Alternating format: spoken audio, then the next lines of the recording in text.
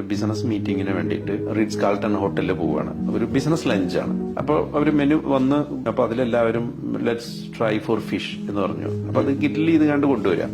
അങ്ങനെ order take ചെയ്യുന്ന ചങ്ങാതി ഇതെല്ലാം എടുത്തു പോയി ഇങ്ങനെ നിന്ന് കുറച്ച് കഴിഞ്ഞിട്ടും ഫുഡ് വരുന്നില്ല. ഇവരാകെ കൂടി ഇങ്ങനെ പരതി നടക്കുന്നത്.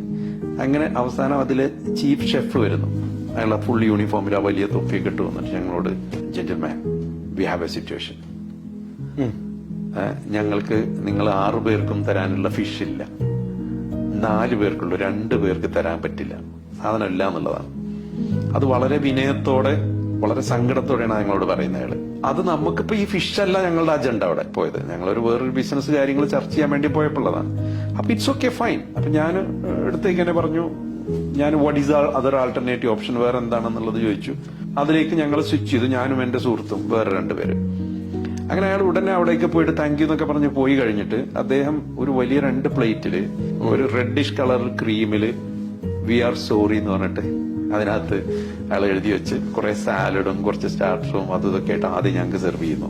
ചില സമയങ്ങളിൽ നമ്മളെ കസ്റ്റമേഴ്സിന്റെ അടുത്ത് നമുക്ക് ചില മിസ്റ്റേക്കുകൾ വരാം, തെറ്റുകൾ വരാം. ഈ തെറ്റുകൾ നമ്മൾ തിരുത്തുന്ന രീതി ഉണ്ടല്ലോ, ആ രീതി എത്ര നന്നായെങ്കിൽ അത് മതി അയാൾ നിങ്ങളുടെ പിന്നീടുള്ള ലോയൽ കസ്റ്റമറായിട്ട് മാറാൻ.